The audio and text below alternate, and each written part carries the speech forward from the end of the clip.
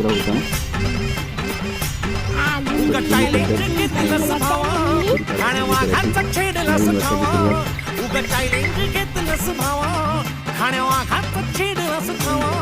भल्या भल्यानं पडलाय भारीन आपल्या हक्काचा गनिमी गावा. भल्या भल्यानं पडलाय भारीन आपल्या हक्काचा गनिमी गावा.